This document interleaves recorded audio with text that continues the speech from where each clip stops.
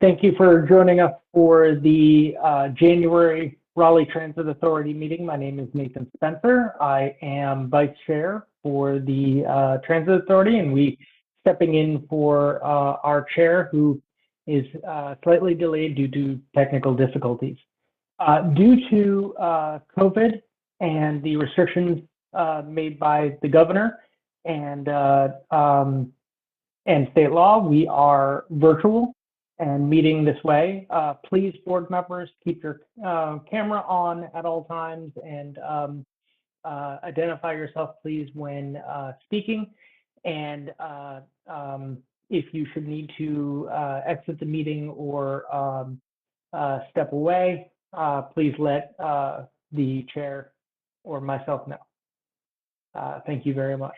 So let's get started. First order of business is the approval of the minutes. So do we have a motion to approve the minutes? Joshua Gill makes a motion to approve. Thank you. Is there a second? Second. Thank you. Karen Range. Thank you. I appreciate that. And is there any discussion on it? Jim?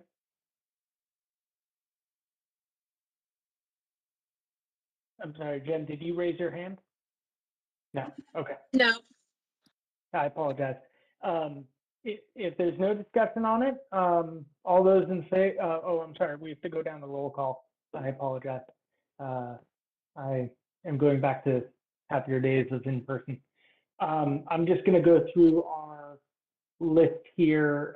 And also, I just realized we didn't do roll call. I'm not used to this process, so I apologize. So what I'm going to do is I'm going to ask for your vote and attendance in the same process.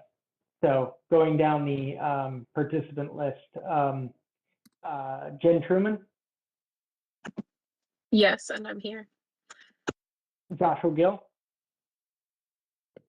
Aye. Karen Ringe?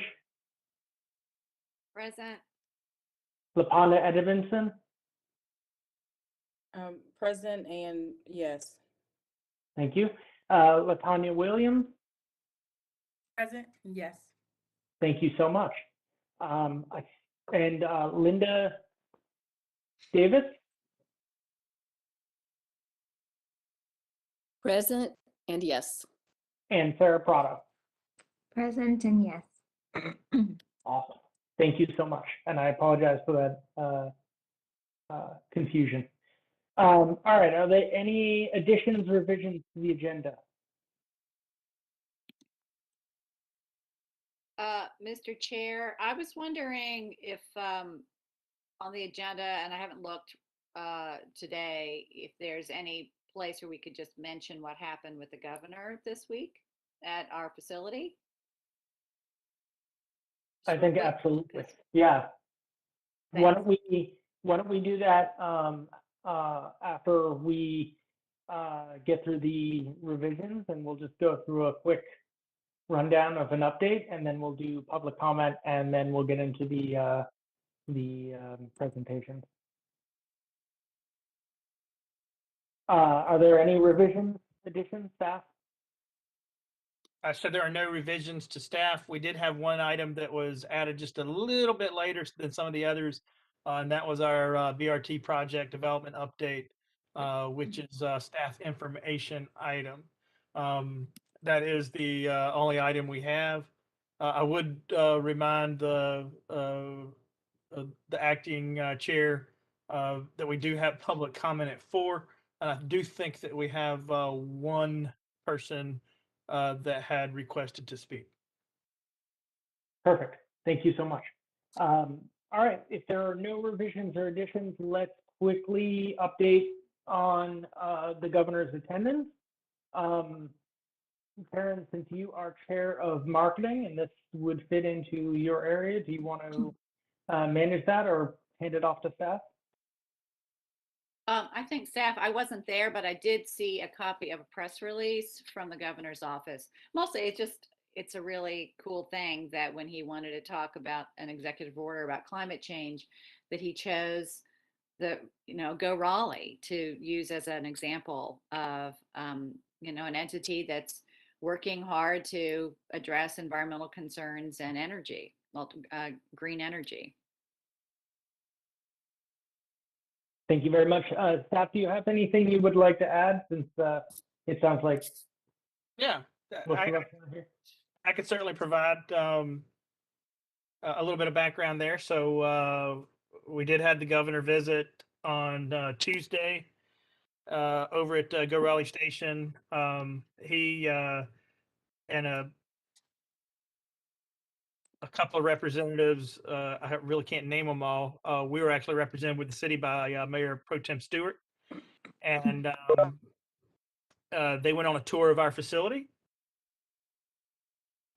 We did highlight the Lead Platinum facility, as well as our CNG fueling station.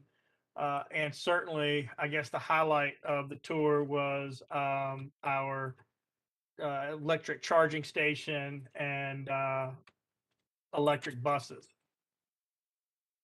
So after that brief tour, he did provide some comments. We actually had some really good press coverage. And Andrea, do you have a list of the press coverage that was there by chance?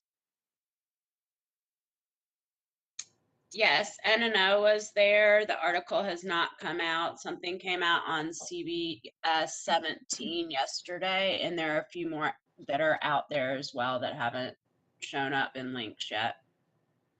WRAL was there as well.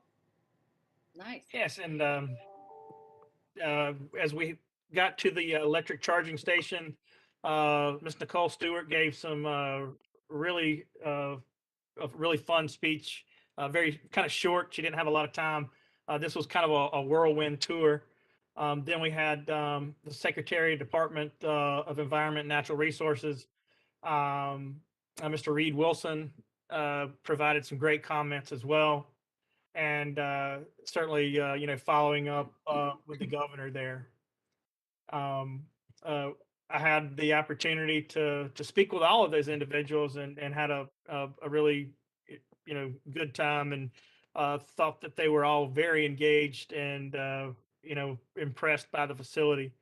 Some of the stats that are out there for our facility, again, CNG, electric vehicles, growing fleet, and that is actually a growing program right now, as we have new chargers being installed in the coming, I would say, the next 2 to 3 months or so. That should kick off, which will allow us to buy more electric vehicles. And then we're looking at about 70% of our fleet by the end of this calendar year, either being low emission or no emission vehicles. So we're moving quickly to a greener fleet.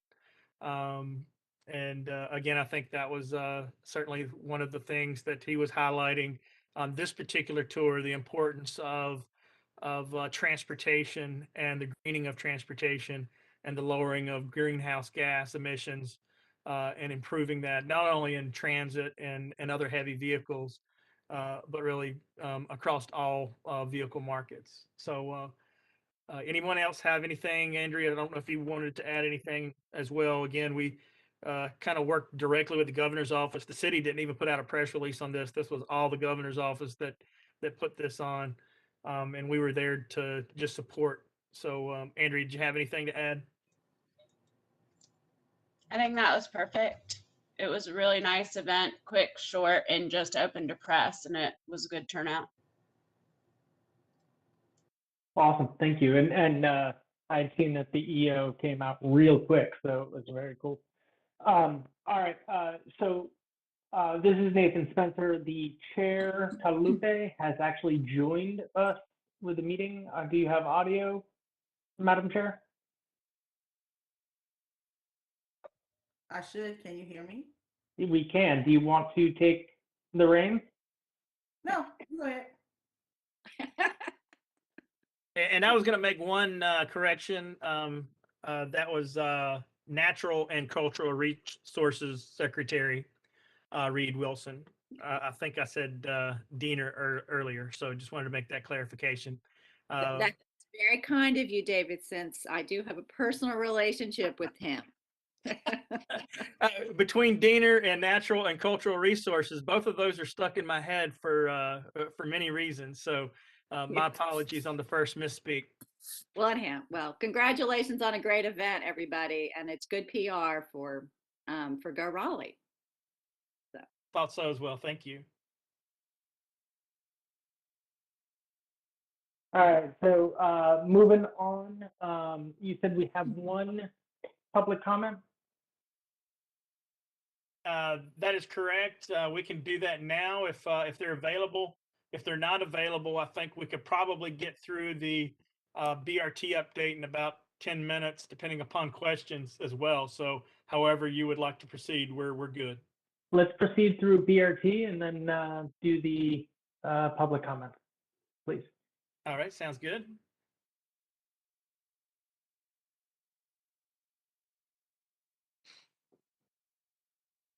Go ahead. All right, we do have a brief presentation for that. It's not many slides here, but we certainly will be available to answer any questions. I've got Mr. Het Patel here as well. Het, I'm just going to run through it here and let you fill in the details as well. I think I'm not sure if everybody saw their email, but Ms. Mila Vega is now leading long-range planning and sustainability at Jacksonville Transit Authority in Jacksonville, Florida. She's an assistant vice president there. So she got a nice promotion and is now assisting Jacksonville Transit Authority. They have a fairly robust BRT program as well. We wish her well on her new duties. And we hope we get funding before they do. So other than that, we'll go ahead and run through our quick update here. Next slide. So everyone, I think, is probably about tired of this particular slide, but we start all of our BRT presentations with this to remind everyone that the Wake Transit Plan really has two major capital components within it. One is the 4 BRT corridors, starting at the top, our northern corridor, which we're releasing a new MIS for, a major investment study, to really rescope that project. When it was originally created in the Wake Transit Plan, it stopped at Crabtree Boulevard. And that probably is not the most beneficial place for it to terminate as we think about growth, especially around North Hills and Capitol Boulevard all the way out to 540. We know there's lots of other opportunities there, so we're going to be looking at that over the coming months. As we go to the east, certainly New Bern Avenue approaching 90% design, to the south, southern at about 10%, and then western, southern probably just getting started, and then in western trying to reach that 10% goal. Next. So, dipping a little bit more deeper into each one of these on our New Bern Avenue, we are on the road to construction. We think that probably, help me out here, but maybe by the end of the first quarter, the beginning of the second quarter, we'll complete 90%. Yeah, the target date we have for completing 90% design is end of this month.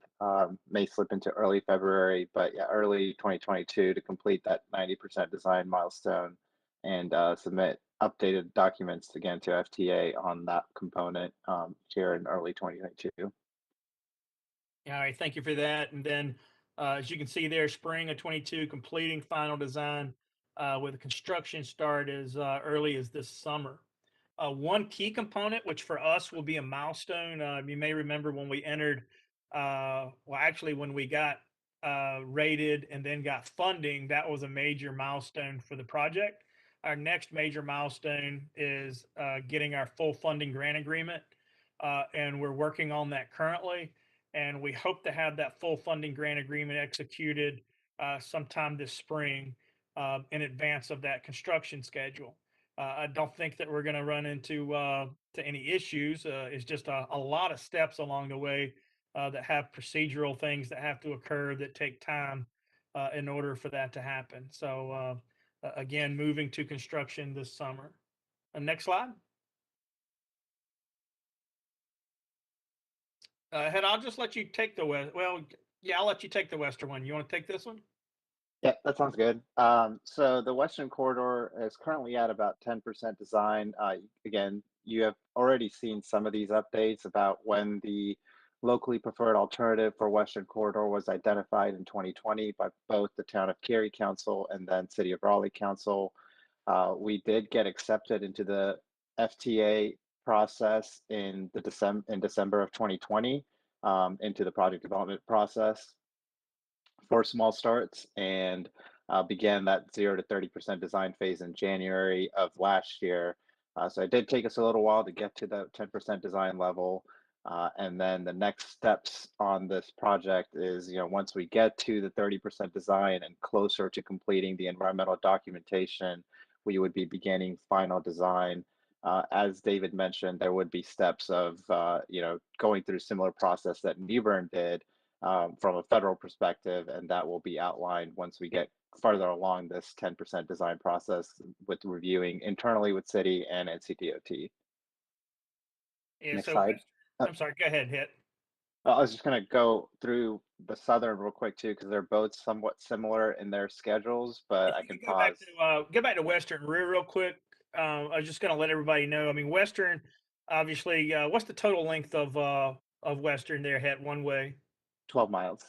Yeah, so that's a 12-mile corridor. New Bern was 5.1 to give you an idea of the length of this corridor. Very complex corridor. If you see the dash line that is as you get out towards 440 or 40, headed towards Cary, that is a new alignment. So that would be what we call the Western Extension. The Western Boulevard Extension has actually been on the City of Raleigh streets plan for over 20 years.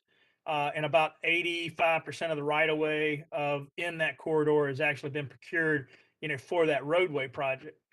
So we would be looking at completing the roadway project with local funds, and then the BRT would actually build the BRT component along that new alignment as well.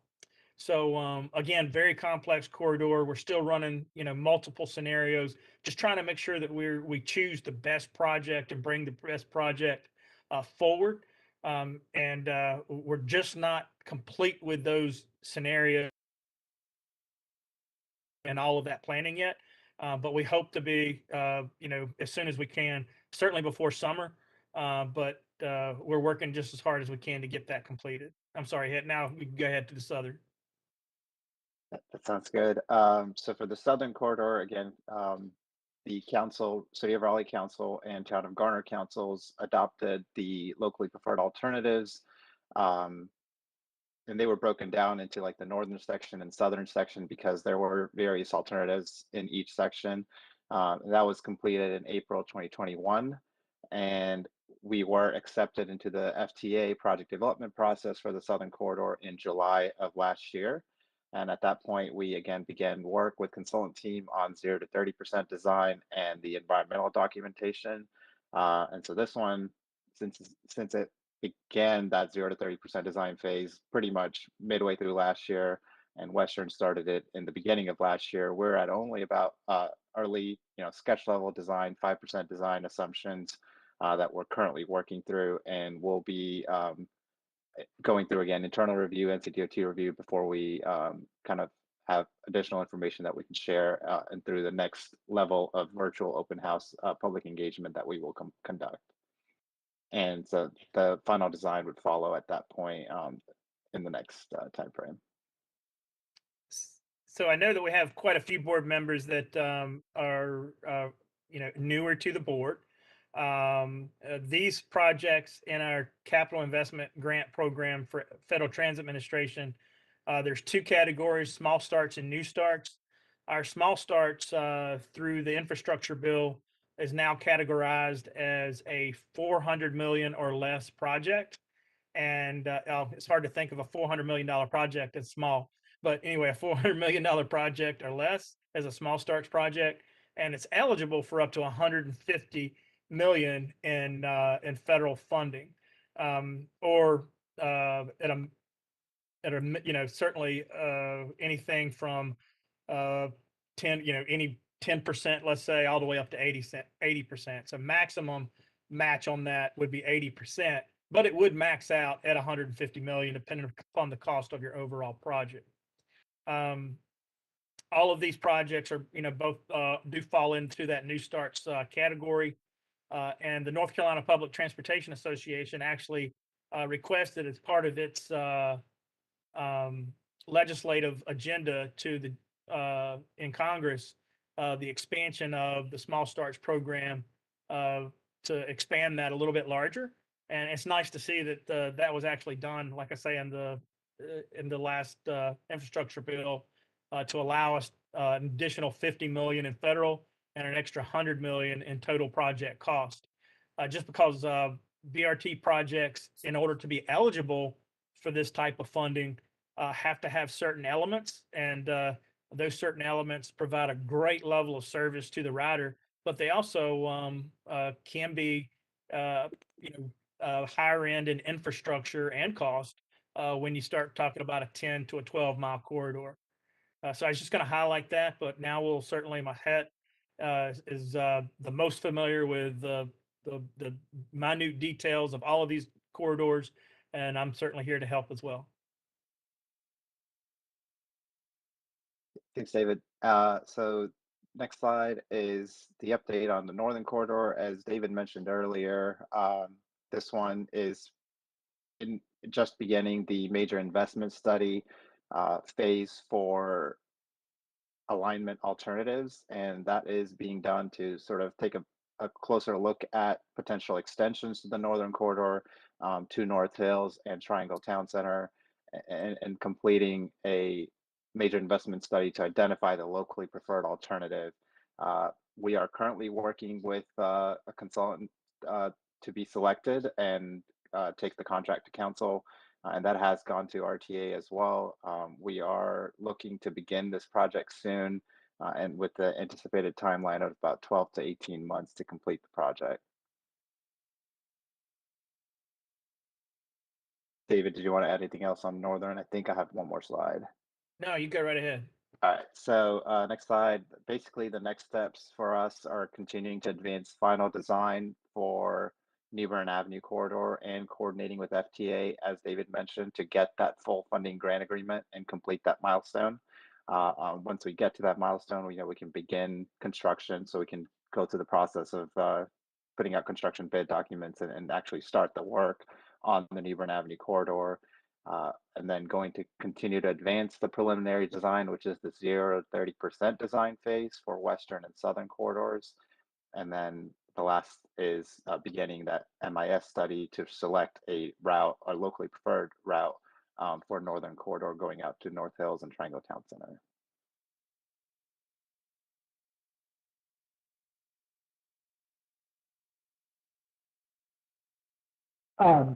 Thank you for that.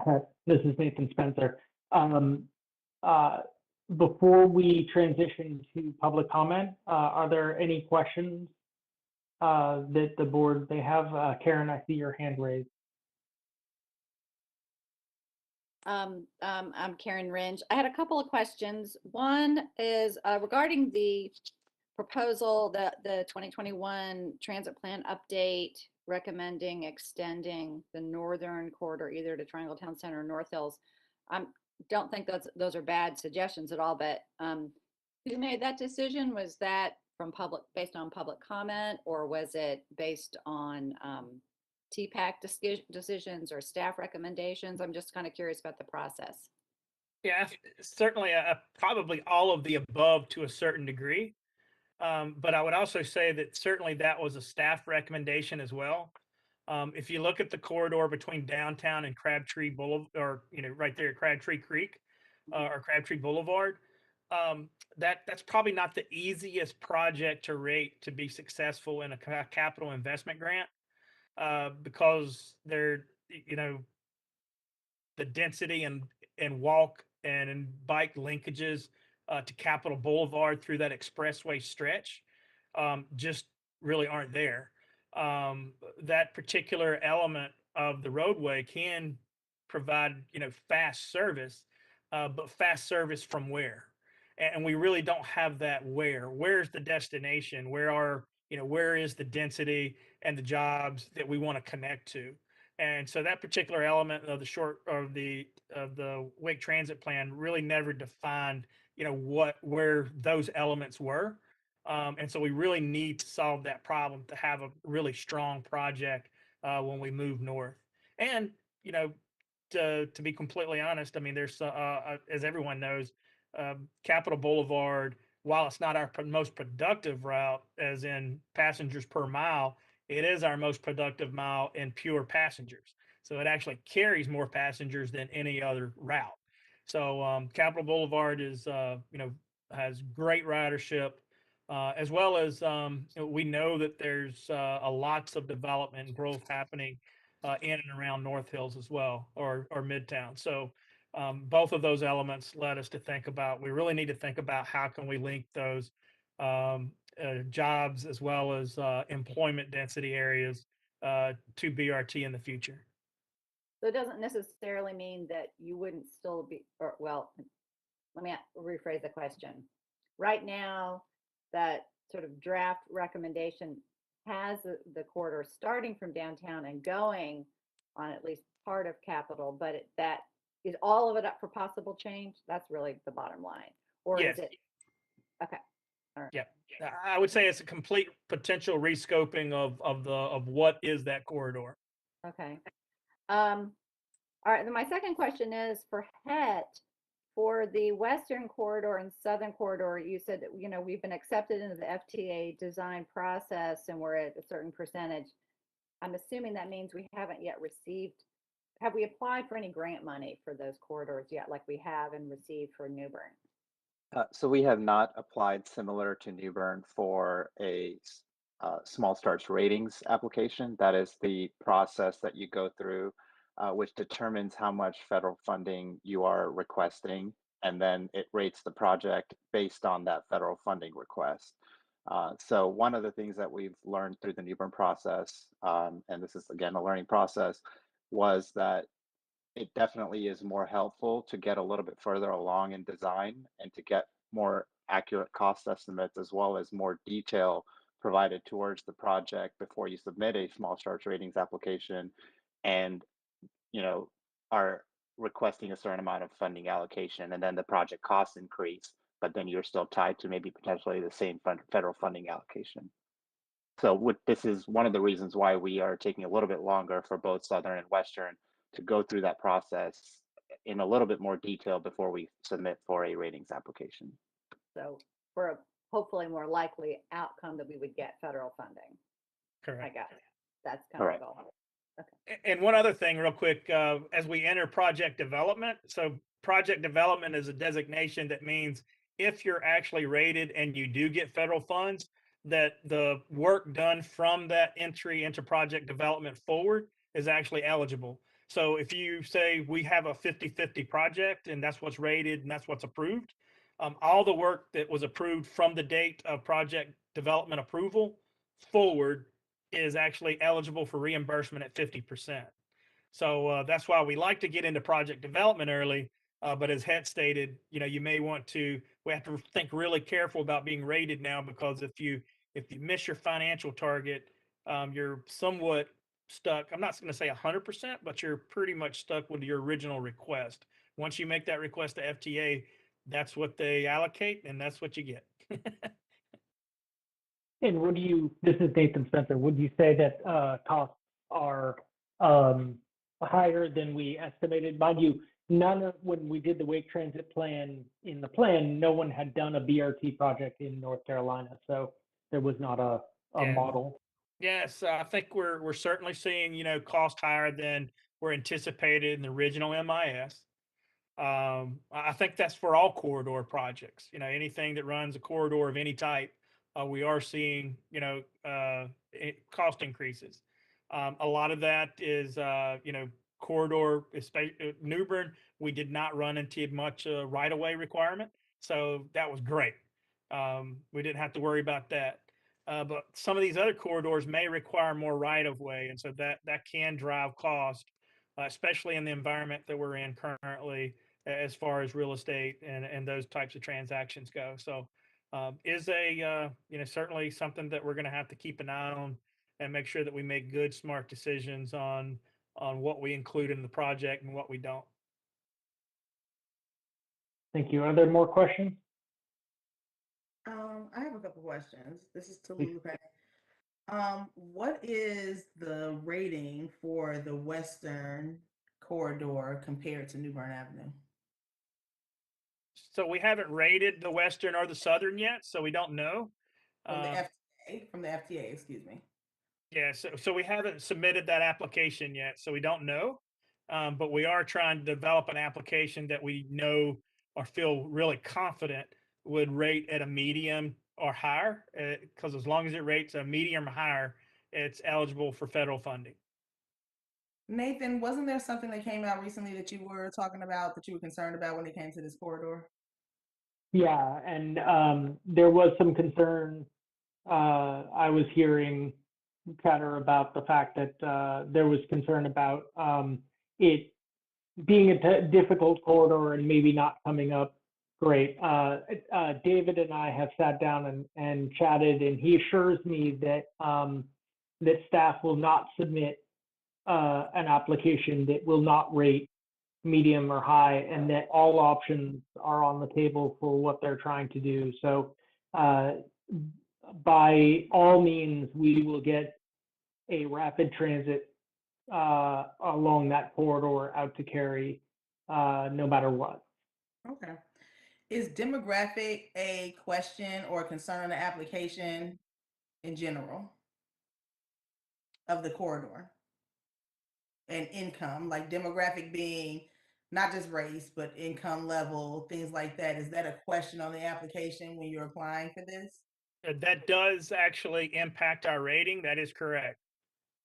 Okay. There's also one-car households and affordable housing. There's a lot of different metrics that are looked at within the mobility enhancements and the categories that are identified to get that medium rating. So there are socioeconomic and demographic questions that need to be filled out. Right. So then I guess I'm compiling a whole other question that I'm playing with in my head, whether I ask you all or not. So you said that the Western Corridor has been considered and planned for like the last 20 years. The western extension, that's a small extension. That's basically a 12-mile corridor, and the extension is about, how long is that, Het? Maybe about 3/4 of a mile. Yeah, probably barely a mile. Yeah. Yeah. So But that is that's a actually roadway, right? That's like a roadway, not like a Correct. bus Right. line. Okay. I guess I'm just curious if we're talking about, I mean, in my own mind, if the Western extension, that means the whole corridor, not saying RTP, but that whole area was considered while the extension was considered. And I guess I'm just curious why New Bern was first instead of Western. And that might not be a question you all have, but that's a question I've been pondering this whole RTP conversation.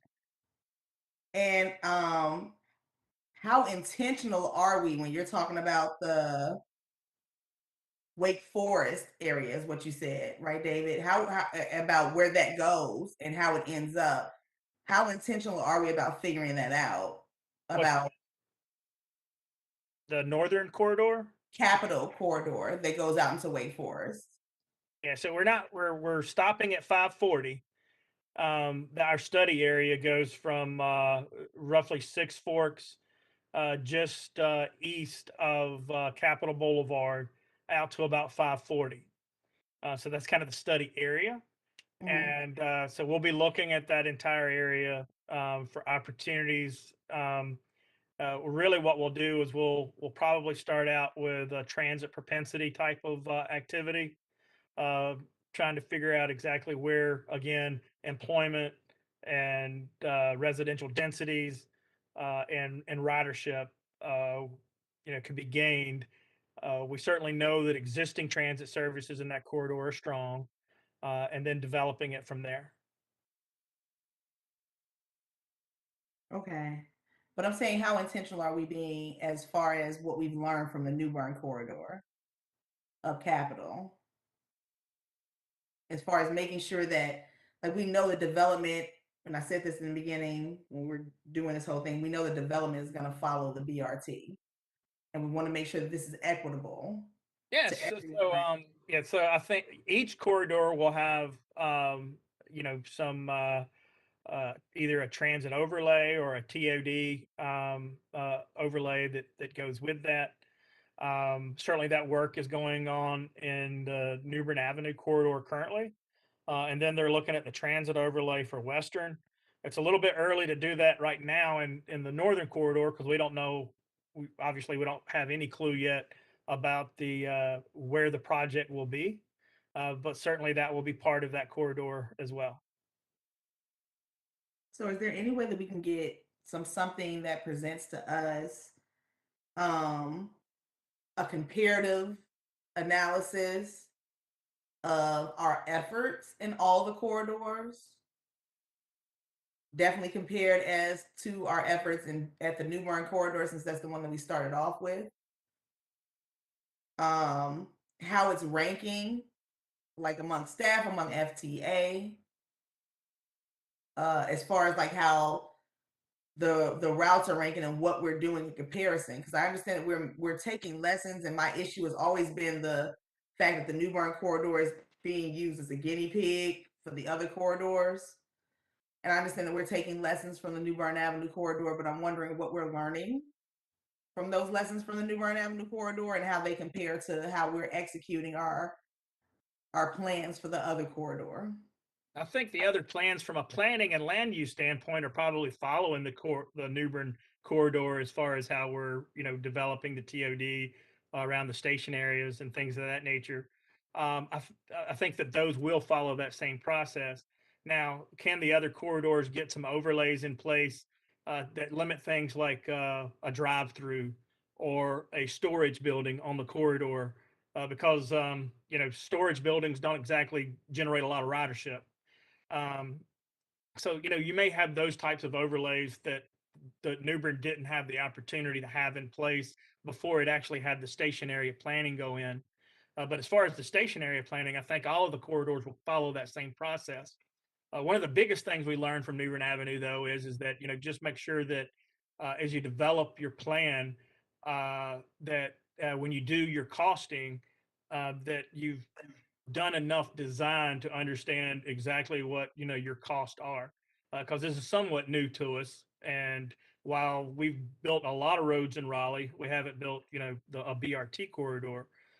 So things like stations and other TSP or traffic signal priority, all of the elements are things that we're kind of learning as we go.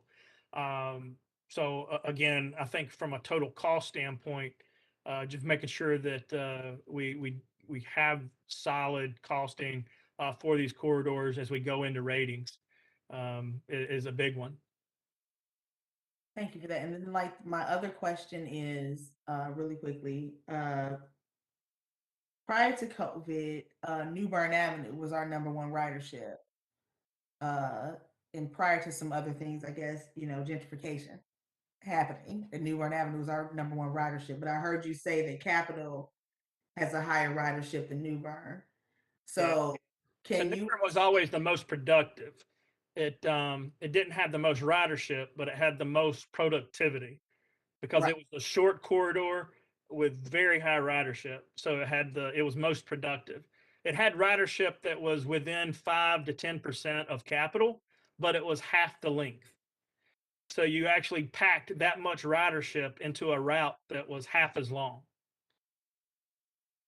Okay. So overall, for total ridership, Capitol has more, but you got to realize it's twice as long. Understandably. Yeah. So is there any way that we can get a report on how ridership may have changed as it comes to our different routes or our most popular routes? Because I don't think we've discussed that. Maybe there's a report at the end of our presentation, but we have asked management to report to us at these meetings to spell those things out. So if there's any way that we can get a presentation, I guess, at least to get us up to date as far as what ridership is looking like now that we're free fares. And now that changes as far as development and things are being made across our different service areas. Yeah, we'll be happy to bring, to highlight that. Ridership by route is in the package, the RTA agenda monthly. So you can see all the ridership by route for each of the routes. New Bern, every route we have, our crosstowns, express routes, contracted routes, everything. But if you want some information on our radial routes, our most popular radial routes, we can certainly provide that information. I'm asking for that and for management to provide us with a presentation every meeting, like we've been asking for since last year, that gives us an update on those things, that doesn't leave it to us to have to read it in the packet. But since it's important information, that we at least have a quick snapshot, or we can get somebody to explain to us how ridership may be changing in a comparative study. All right, we from can certainly get pre-COVID something together now. starting in February for that, most definitely. Thank you. Madam Chair, are you all set with your questions? I am. Okay, thank you. Mr. Chairman, yeah. Karen Renge, just one comment I was thinking about, that I think since we started the design for New Bern Avenue BRT, the city council has subsequently approved transit overlay districts for BRT stations. The equitable development around transit. But also, TOD. yeah, I guess it was, well, maybe that's combining more than one thing together, but there actually now is planning directives for what's going to be, what can actually be developed and how it has to be developed within a quarter, a half mile around transit stations. And so I'm assuming that as we're moving forward with not only New Bern, but with all 4 corridors, that document, that guidance for development is going to apply to all 4 corridors. Yes, I know. I know that you've got some good background on overlays, which overlay is kind of like the first step, and then your TOD or transit oriented development, as far as station area planning goes, is the very detailed piece. But you want to kind of lay out where we are? We're not quite there yet, but they're getting close. Yeah, so the project that Nathan mentioned, the Equitable Transit Oriented Development EDAT process, basically set out a text change for the TOD overlay. The city's always had a TOD overlay. It was never really applied before BRT projects became a thing. And so before it was applied, the city went through the EDAT process to identify changes to the text to the TOD overlay. So they completed a TOD overlay text change, and then the next steps of these processes are actually mapping the TOD overlay. So the New Bern station area planning work currently is working on identifying how that TOD overlay can be mapped along the New Bern Avenue corridor. For the western and southern corridors, as David mentioned, right now we don't have enough level of design to start mapping TOD overlay specific to stations, because stations still shift between intersections slightly based on the design process that we go through. You have to get to about 60%, 65% design before stations are locked down to a particular location, and you're able to have that quarter-mile radius that you can have more direct land use planning completed along the station area planning, boundary for that station. That's why New Bern is going through that process now, whereas for Western and Southern, the city's doing a more high-level TOD overlay mapping process that's going to sort of try to allow the TOD overlay to work until we are at the point that we can do the station area planning work on those corridors. So does that mean that if the city has adopted this new TOD overlay based on guidance from the equitable development around transit, that even though it hasn't been mapped yet because we're not at the design stage yet, the same guidance will apply. I guess what I'm getting at is, are we going to have some uniformity in application, no matter where the stations are, regardless of the corridor? Yeah, and I think I have a piggyback. I'm trying to build on what your question, Tallulah Pay. I have a piggyback and a build on today, is asking how is all the work that was put in when we talked about equitable development around transit on New Bern being applied to all the other corridors. And we understand that you're saying we're not at mapping or we're not at these certain places, but equitable development should take place prior to all of that.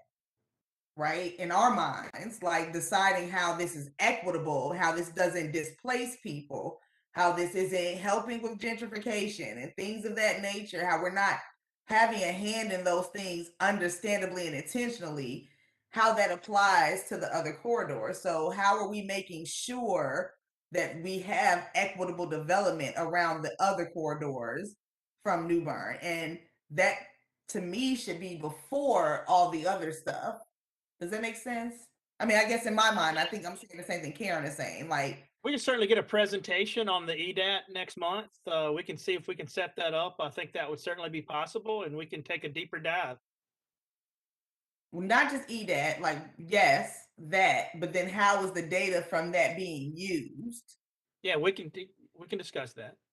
Okay. Was that what you were also saying, Karen? I feel like. Well, I guess kind of. I mean, and I get a little, since I'm not doing this planning work all the time like our staff is, it's a little confusing about the process and what's already been approved and what's in process. But what I'm mostly concerned about is that all that we have learned so far through the EDAT process, which has been a lot of work and a lot of time and a lot of public input, that is going to be applied throughout for all the stations throughout all 4 corridors over time. And it's it's over the several years process of this happening.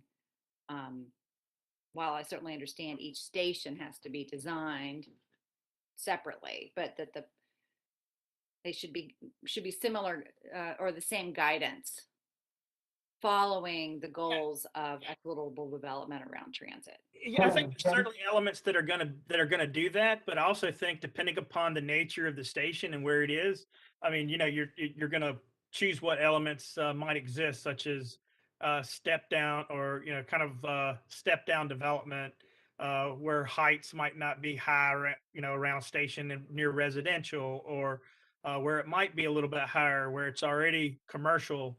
Things of that nature. So that really is going to be context sensitive to the station. So while many things will be able to be applied across the board, each corridor will still have to have really some station area development to understand the characteristics of each station and its context of where it sits. So hopefully that helps. So there will be consistency, but also it will also look at each station independently. Jen Truman, do you want to step in? Yeah, I've had a couple thoughts as listening to Karen and Tallulah Pay's questions and comments. I was formulating a question and then they kind of helped me solidify it.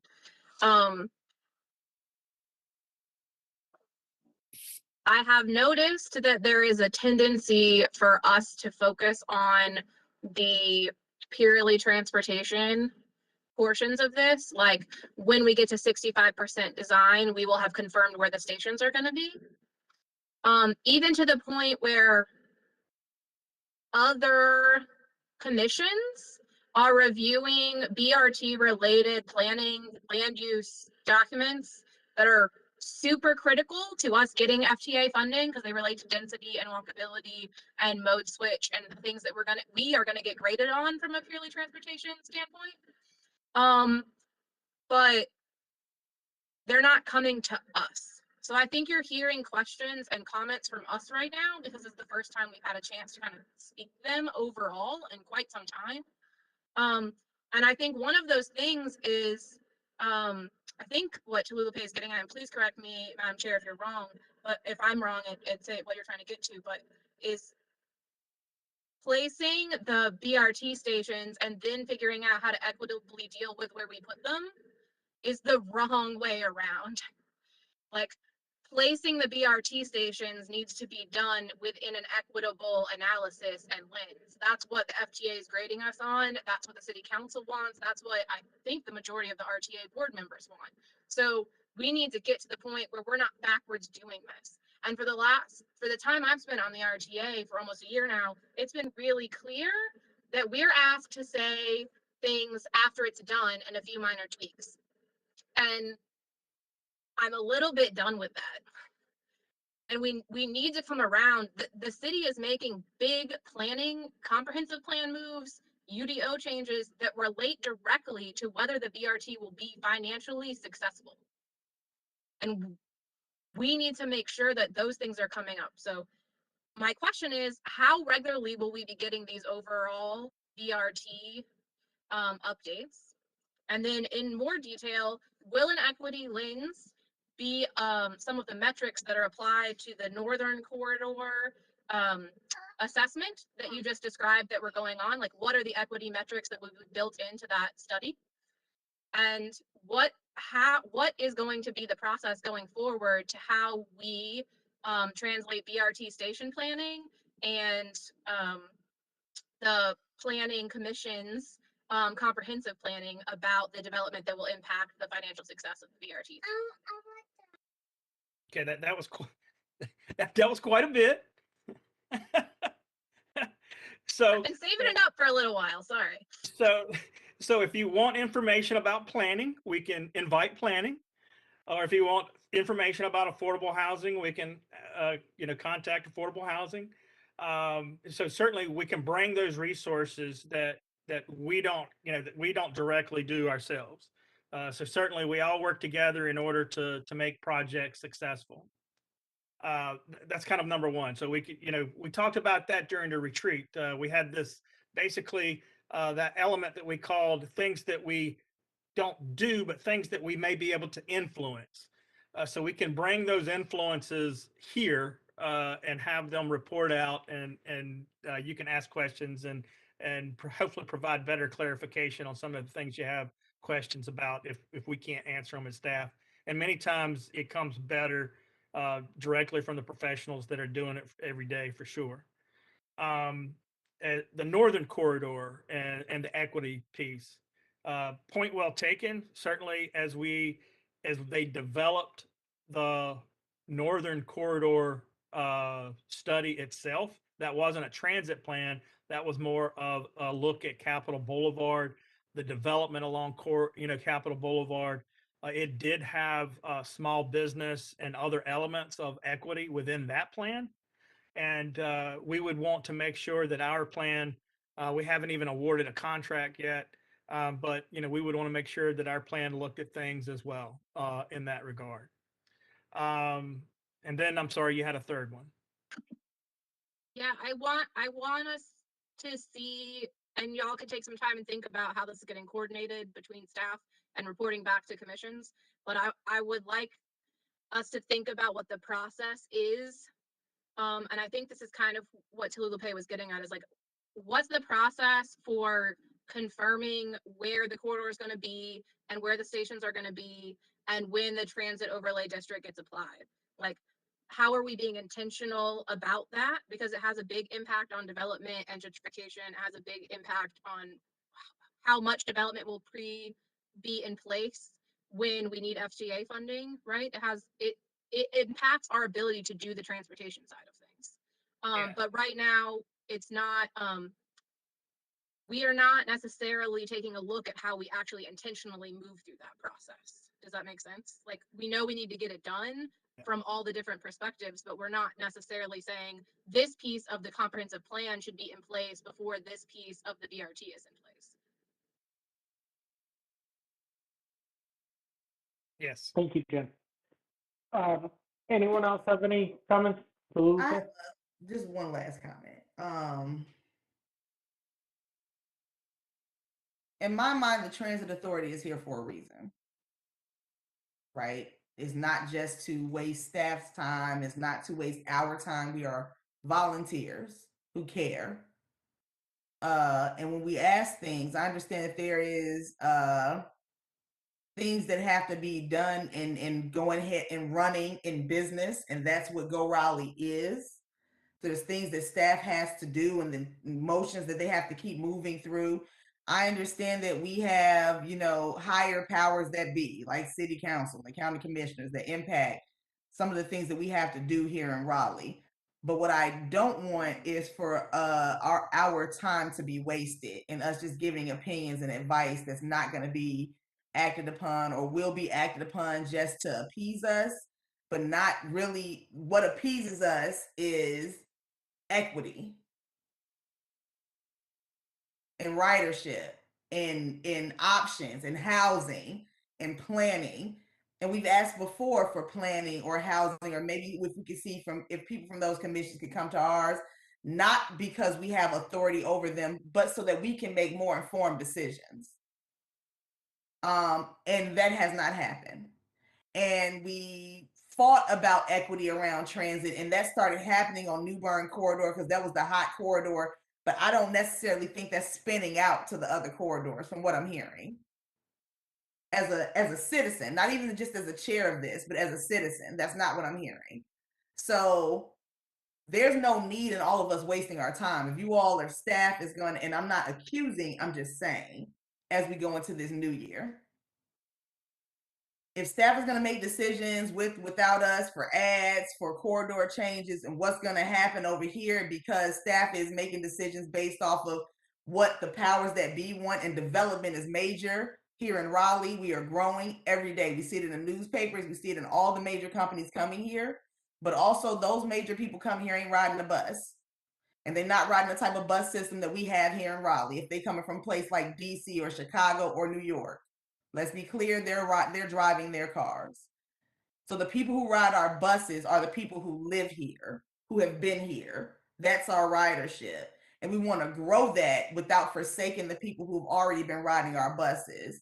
So I really do hope that the things that we're saying in these meetings are not just something y'all got to come to once a month and hear us and see where it fits.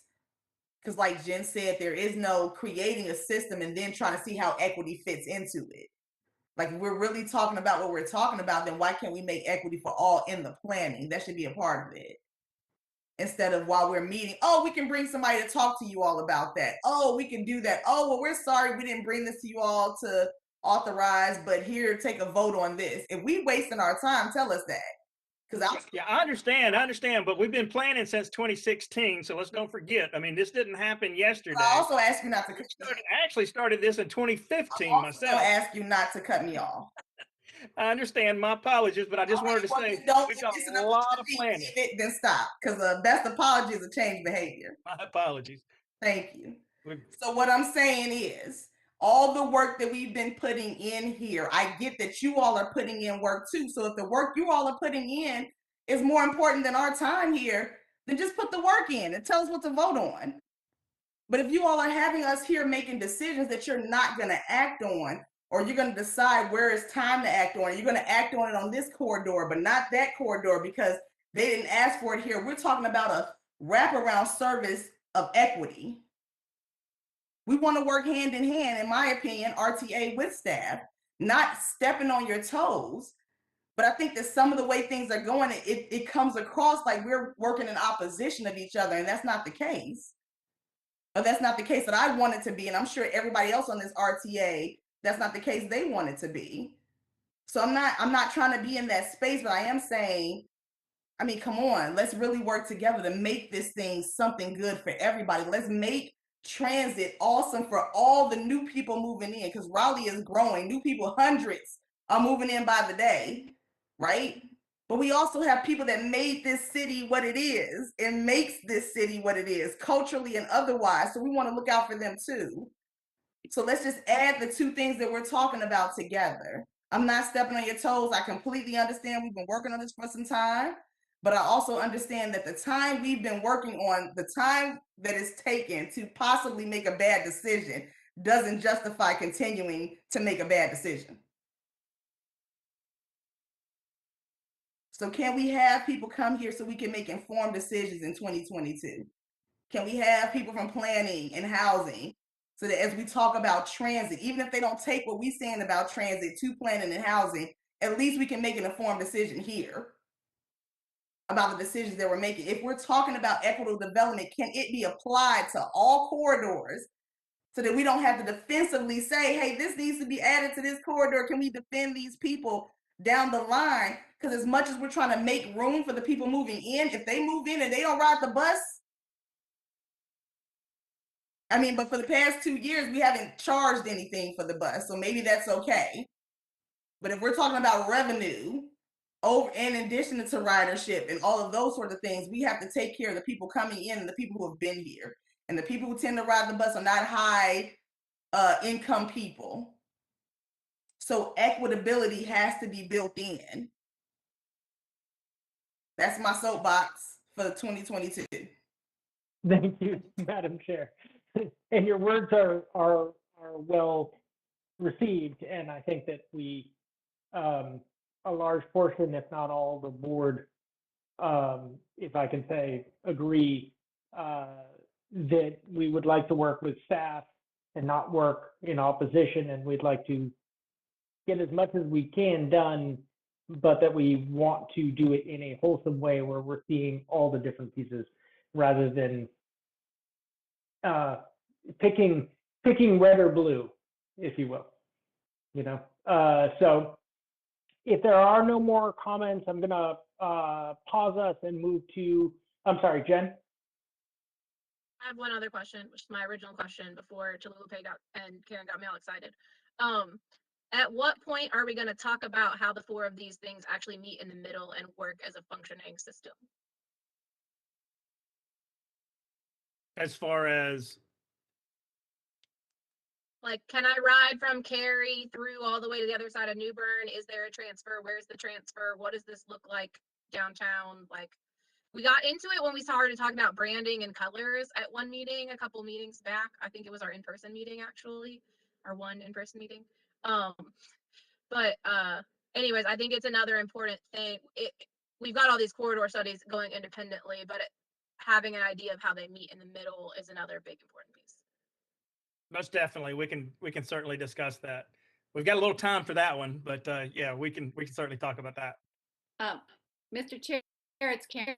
I just want to say, kind of for the sake of all the newbies on our board, since we have a lot of newer folks who may have not been following the BRT process for so long, I do want to say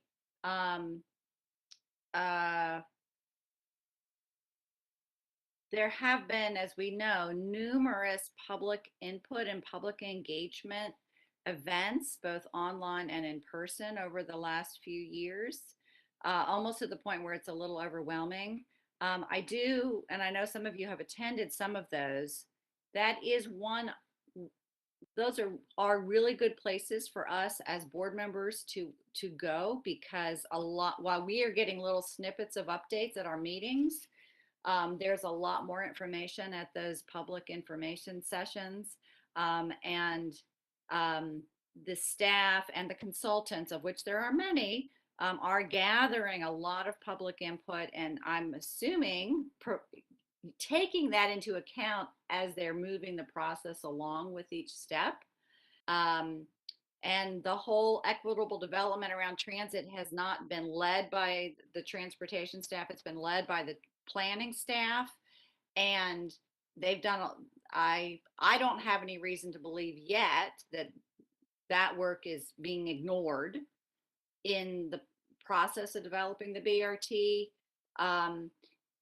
But I think, and to sort of echo what I'm hearing from Jen and Tululipe, since we're on the transportation side and not the development side, but we care about the development side, if there was a way for us to not just get an update on where we are in the BRT process, but how these things are merging together, that would be helpful, in my view, if that makes sense. So we're bringing those two pieces together. But also, I do urge everybody, please try to go to some of these planning sessions. Don't assume we're going to get all the information at our monthly meetings on Zoom or on WebEx.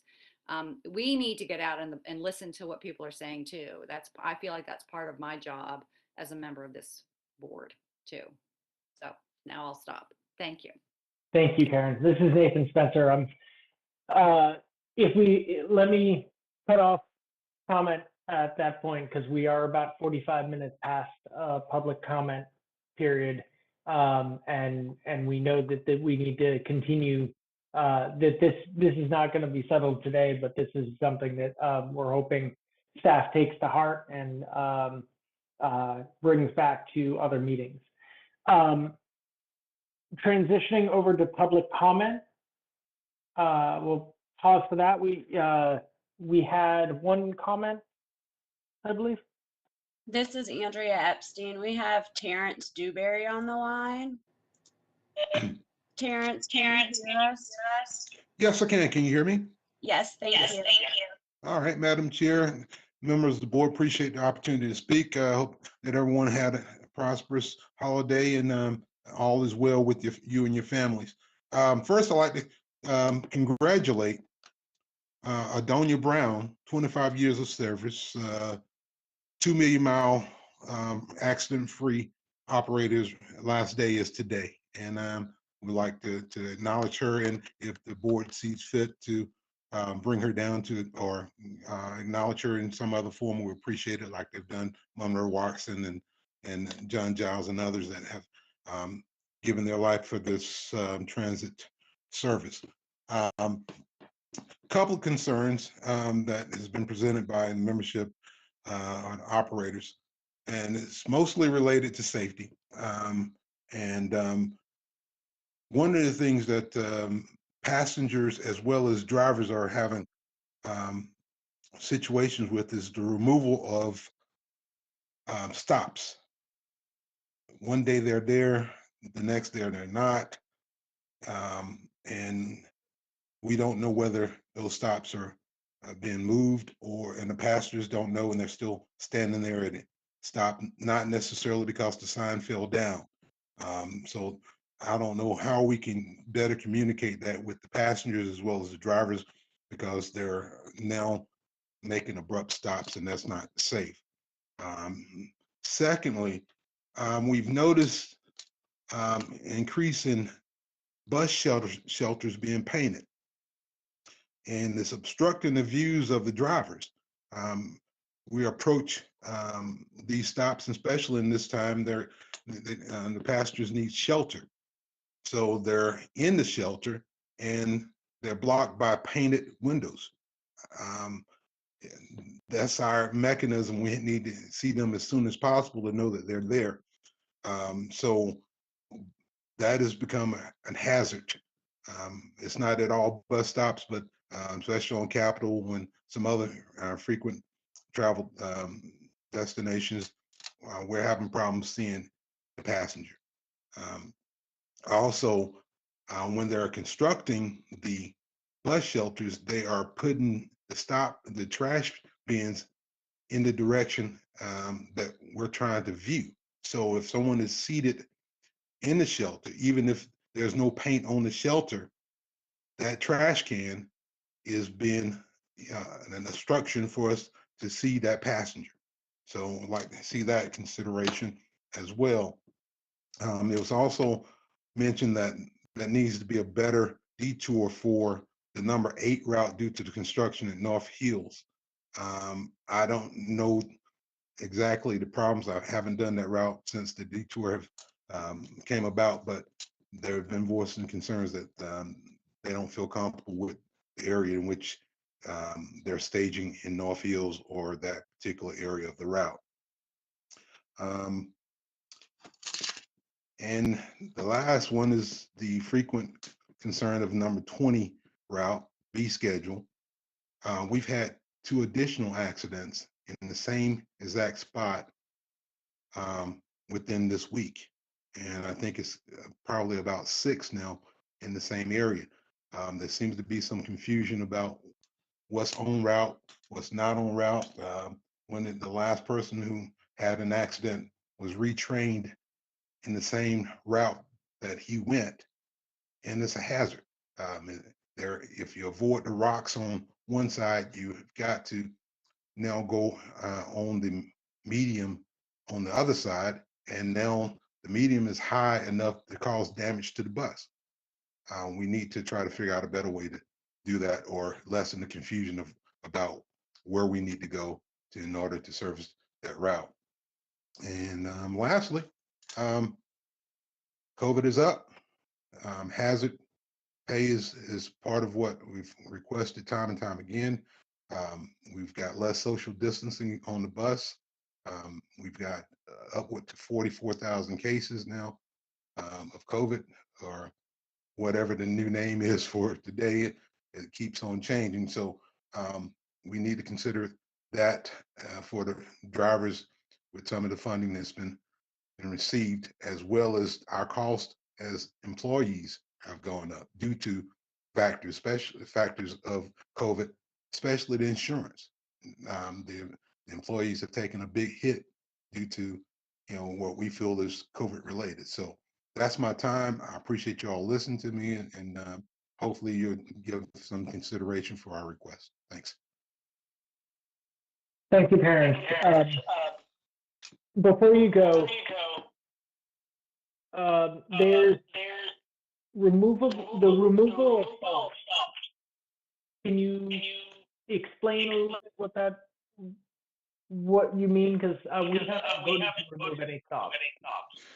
Yeah, and the question, I think the person I know that really was adamant about it was someone who did the number 8 route, and I think there used to be a time point at Six Forks and Spring Forest area. That sign is down, and there's no, we haven't received any feedback on whether that is still a time point or not.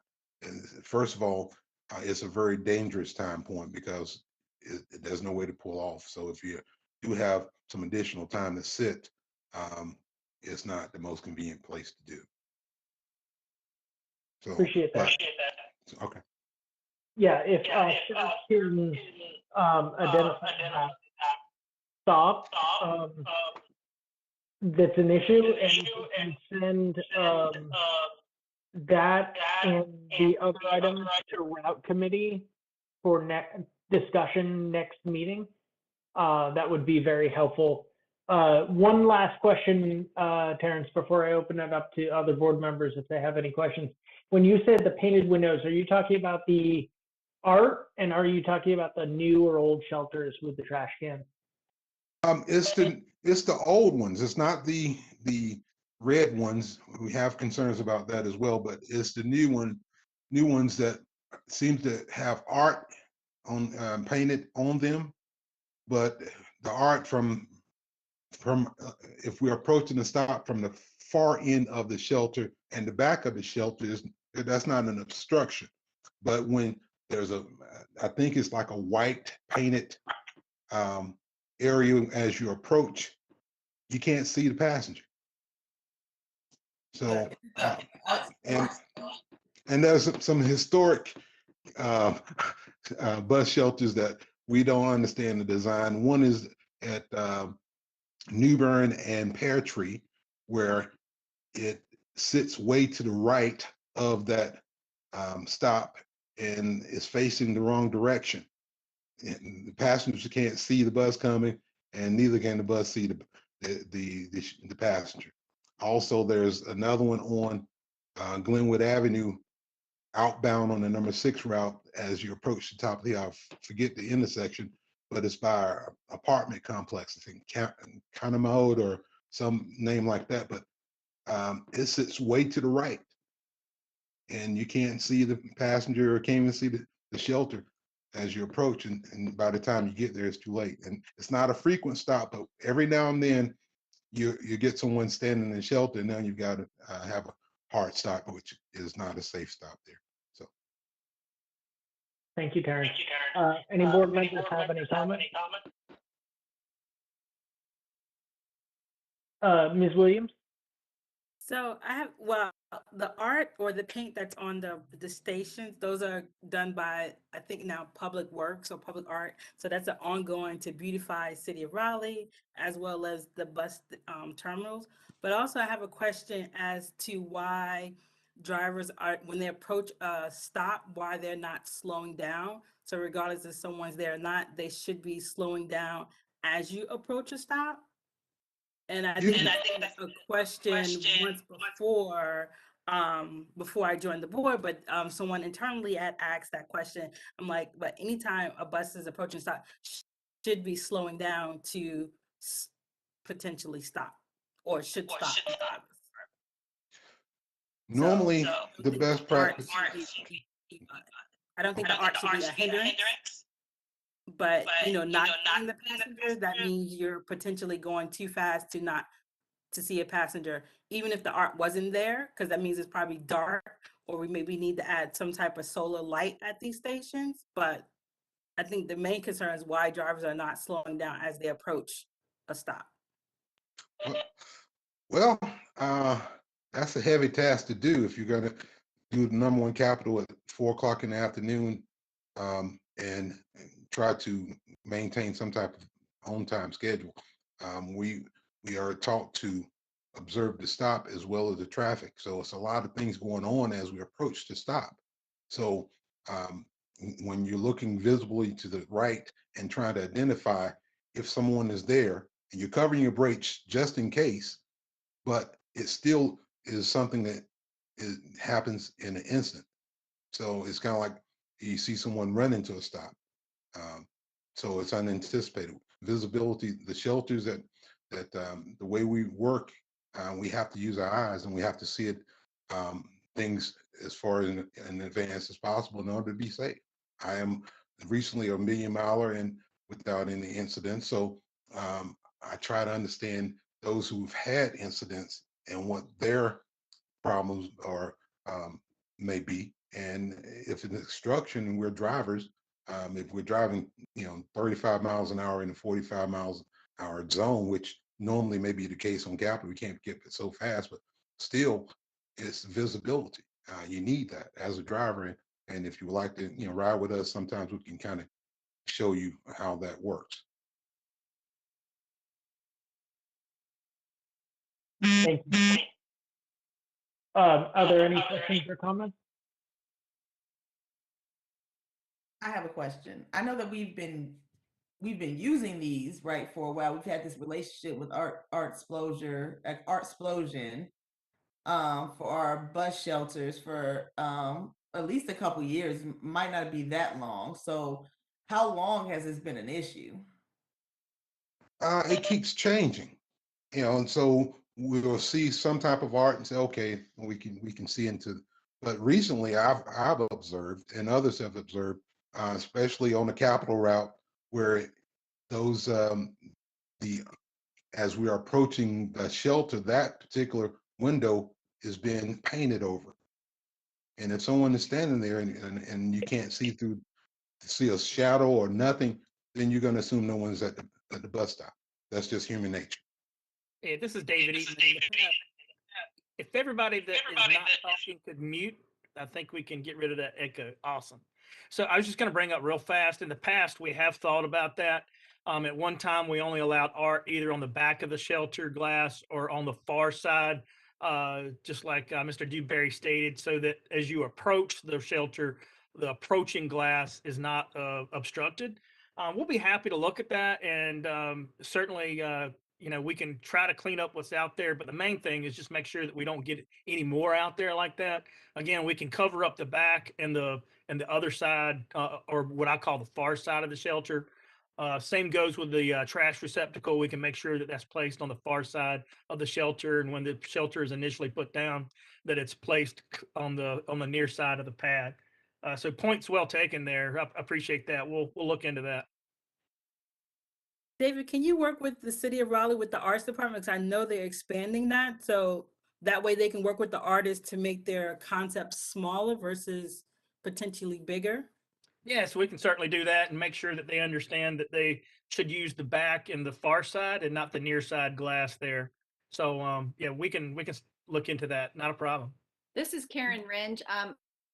The marketing committee that I chair, oversees the Art on Shelters program. So this is all great points, and we will definitely manage this in the future. And also, Terrence, the shelter, some of the art, I mean, one I've noticed out on past Wake Med on Newbern, it's, you know, some of it's wearing away and probably needs to be removed anyhow. So we'll address that the next time it comes through. We're on hold for a year because of COVID, but thank you. Thank you. Thank you, Terrence, for your time today. We appreciate your comments.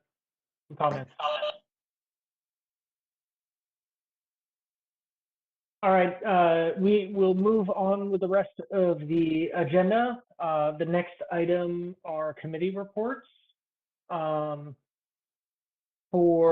can quickly jump in on route and give everyone an update, and then I'll pass it off to finance and policy. I know there was a scheduling conflict, but I'll let Joshua sort of run with that. In terms of route, the topic that was most sort of talked about was the contingency plan for reduction of service. The idea that we were, if service has to be reduced in some way. So does staff have a prepared report that they want to do to folks, or is it do they or is it they good with quick description of it? We don't have any prepared. I'm sorry, this is David Walker, City of Raleigh. We did not prepare any slides for the route committee report out. We can potentially do a very brief overview, or if you wanted to do that, that's totally up to you. No, I just wanted to give everyone, we looked at what happens if we do suddenly need to reduce service. Staff is looking at that and exploring that right now. They are also updating the Wake Transit bus plan, as well as working on the FY23 work plan. Within regards to those two, they are Ms. Morgan Simmons has been working on multiple views, including taking into account not just ridership, but I'm suddenly blanking on the term for this. Can staff help me? It's the ridership. It's the propensity report. Thank you. Propensity. Thank you. So, and they are taking into account economic development to plan out future changes with that. So that is looking good, and staff is making some changes, not just looking at ridership numbers, because we know that ridership numbers right now are not useful. And if we're going to plan, we should plan for where people will need transit from and to. So Morgan is heading that up. We also had a mobility management implementation study report by Ryan. That staff, I actually, I'm blanking on this one. Can you do a quick explanation of that? Hey, this is David Walker again. Yeah, staff are participating in a coordinated effort on a mobility management implementation plan. And just to keep it really high level, we will have consultants coming to the board next month and doing a presentation in much more detail than what I could do here today, to just sort of give you a heads up on what that looks like. It'll be a two-phased approach. They'll come in February and tell you just a little bit about it, and then take any feedback that you may provide, and then they'll come back again in a couple of months with an actual plan. And then at that point, we would determine whether or not that's something we wanted to participate in. And the major impacts would be regarding the Go Raleigh Access program. So just we'll have that presentation next month to the full board. Thank you. Sarah, Jen, do you guys have anything else to add for that report? Okay. Then I'm going to pass this off to Joshua for finance and policy. All right, we had one agenda item in the month of January, and it was essentially a list of all the reports and documents that we're gonna be getting in our committee, just kind of a heads up. So nothing else to report out because those are just gonna come throughout the year. I am gonna try, and I know that we have been doing, we get the report at the finance committee, then we have the month to read it, and then we vote, and then it comes to the full board. I think we're, so that the process doesn't take 4 months or 4 meetings. I'm gonna try, we'll get the report. I'll request that staff put, or the document, and I'll request that staff put the document in the main meeting that same month. We'll vote because our meeting is before the board meeting. We'll vote, and then we'll have that vote for you that following month so that it can take a shorter amount of time. But that is my update. Thank you, Joshua. And Karen, do you want to do a report on marketing?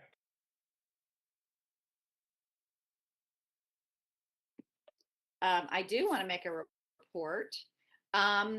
So as most of you know, we are 6 months into a marketing campaign through a variety of types of ads that we have been doing as part of the Wake Transit Plan funding to help increase ridership. While this is not, and we were recently given a proposal to consider that would really be aimed at increasing ridership that is not currently part of that ad campaign, but it is a unique opportunity, and Tallulah Pay and Brian and LaPonda and I were excited to hear about it. So we wanted to tell you about it because it does come with a cost of about $8,000 a month potentially, or a shared cost if this campaign or this ad campaign could go through all of the goes, Go Triangle, Go Cary, and Go Durham, and Go Raleigh. WREL FM, you maybe have heard it yourself. They have a Mix 101.5 traffic report every weekday running during rush hour in the morning and in the evening. And their corporate advertiser has dropped out, and they thought of transit as folks that might be interested in being associated with traffic reports, because obviously if you're listening to traffic, you're concerned about being stuck in traffic. So they are basically proposing having daily 10-second feeds that would run multiple times, which would include our tag and could be coordinated with our current messaging. And perhaps events or that Go Raleigh is running, et cetera, that would basically talk about the traffic, and then that the tag would be, brought to you by Go Raleigh, and and then a little spiel about, concerned about traffic, why don't you think about riding public transit, or that kind of messaging. They basically are proposing that they would be running 10-second tags at the end of the traffic reports, and it would be 80 hits or reports a week. And ultimately, they're looking at about 65 million impressions annually. And they now, granted, this is one radio station hitting just their particular listenership, which is about over 400,000 adults. And plus they also have people who pay attention online and in streaming. And so anyhow, it's something we are considering. I did we did direct the staff to go ahead and talk with Go Triangle, et cetera, to see if it's something they might want to share in. So the cost would be more like $2,000 a month. But anyhow, we all got kind of excited about this opportunity And also, I do want to point out that WREL has already done a number of in-kind contributions, both to Go Raleigh and also for promoting public transit in the past. So, does anyone have any questions about that or any thoughts? As I said, the marketing committee basically thought it was pretty favorable, but would love to hear any other thoughts from you all.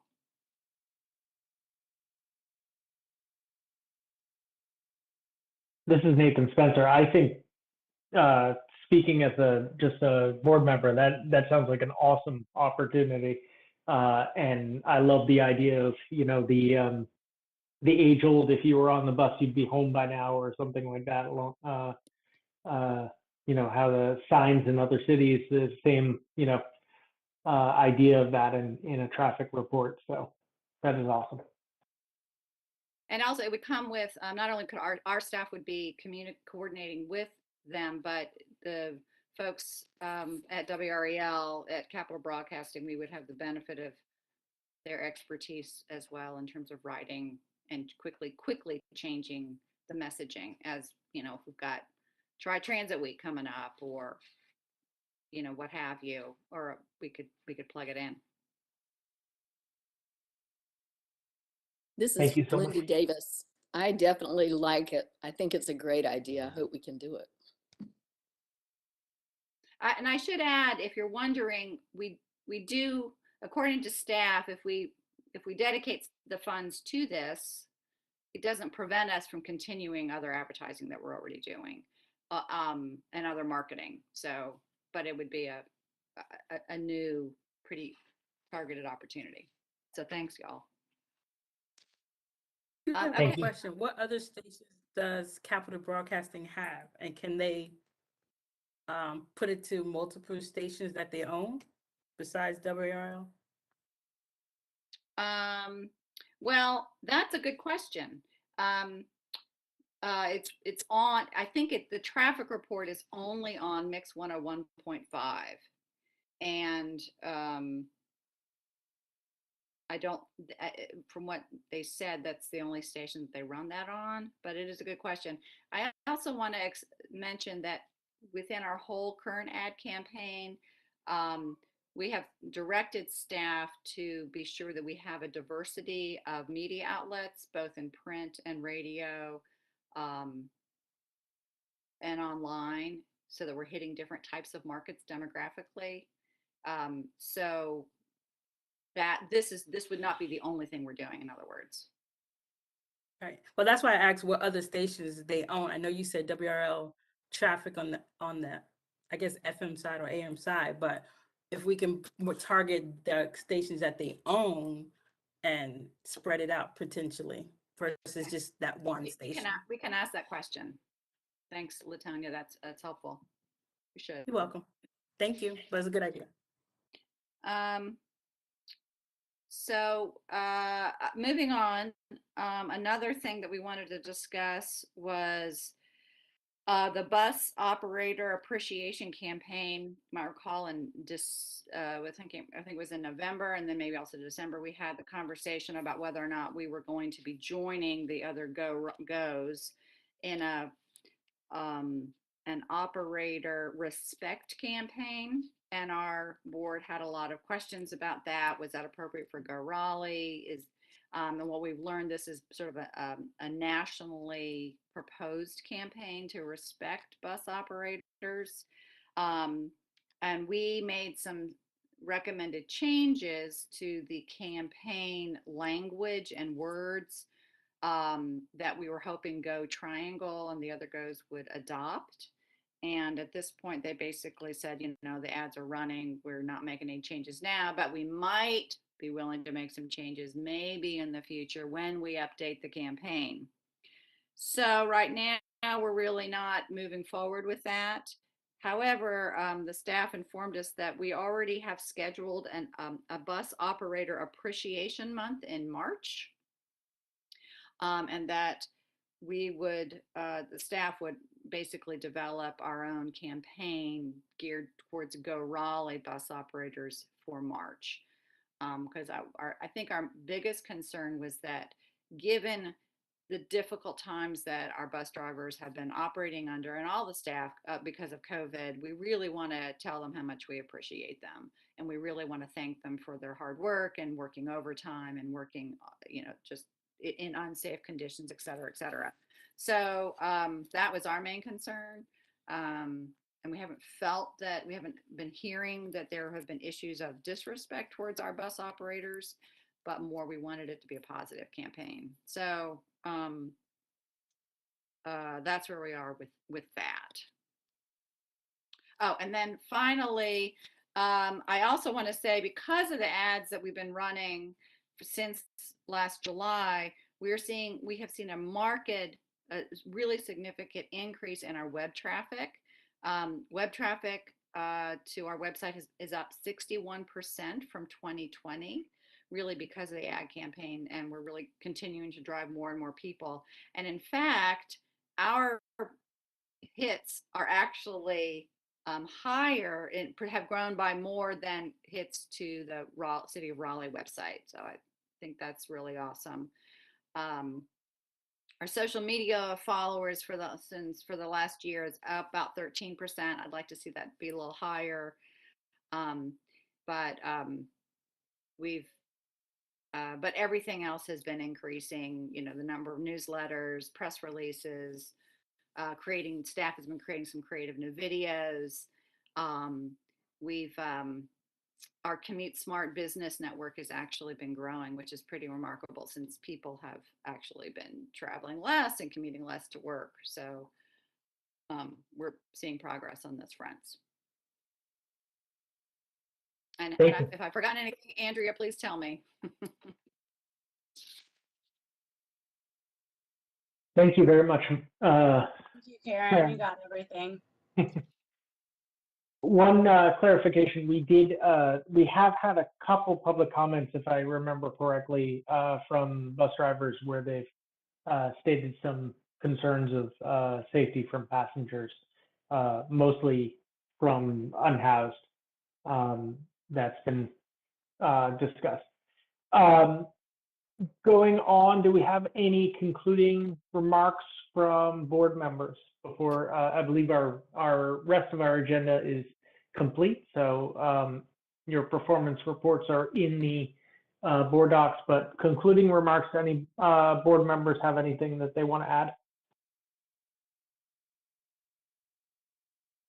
This is Jen Truman. I just have a question. Go ahead. I remember hearing at a recent city council meeting about some consideration of a downtown to midtown connector, like frequent bus service. Can I just ask that we get an update on what the status of that study is, or what's going on, either now or at the next meeting?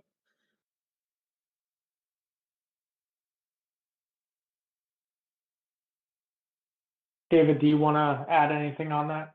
Yes, I can certainly provide some background information. So we did get a request from a council member to provide a dedicated service from downtown to the convention center. I'm sorry, from downtown to midtown, with downtown stop being the convention center, the museums downtown, as well as traveling Wake Forest Road to St. Albans into Midtown. Primary purpose would be serving hotels and conventioneers. We've looked at some options for that route. And right now we're working with members of council to try to determine what types of scenarios that they would like to see. We provided some traditional transit types of services to them before. I think that was in the second meeting in November, if I'm not mistaken. And they said that they would like to see additional options other than traditional fixed route express types of services. So again, we're kind of working on that. Currently, we're not aware of any funding that's available for these services. We're just trying to provide council with information on what something like that would look like, as well as cost. But what we'll do is we'll certainly be prepared next month to provide you any more information if we know more ourselves, and we can go from there. Thanks. That update was helpful to kind of understand where it's coming from. I assume that thinking about that routing is also why it's really important for us to go back through the North BRT corridor. So definitely appreciate the thoughts there. And if you could just keep us updated as that continues to move forward. Because mostly because people are like, what is that about? Do you know what that's about? And I was like, no. Yeah, most definitely. Thank you. Yeah, David, since Route Committee did do a pretty in-depth look and explore a fair amount for the R line and different options, it might be worth bringing that to the Route Committee to have a conversation at some point too. Before it's planned out. So. We can certainly do that in February. If there are no other remarks, I'm gonna put in my piece. I think the governor's executive order 246 is a huge opportunity for Go Raleigh. Karen had mentioned it at the top of the meeting. I think it's really awesome that the governor came to Go Raleigh and is highlighting the great work that we're doing to convert to a cleaner fleet. The one thing I will also say is that it also is a lot of a responsibility for us. We cannot, as a city and a region, achieve net zero by 2050 with just electric buses alone, and that is a piece of that executive order. We need to address access to transit and the land use. So I'm going to piggyback on the conversations that we've had this meeting and call once again for a joint meeting with Planning Commission and BPAC for the opportunity that we're talking to other commissions and talking about planning together, because we cannot plan and make decisions in a vacuum. So that is my 2 cents on some of this. I appreciate it. If there are there any remarks from other staff members or any board members? All right, with that said, thank you all for joining us. I'm gonna close out the meeting at 5:23, and that would conclude our January 2022 Raleigh Transit Authority meeting. Thank you, everyone. Have a good night.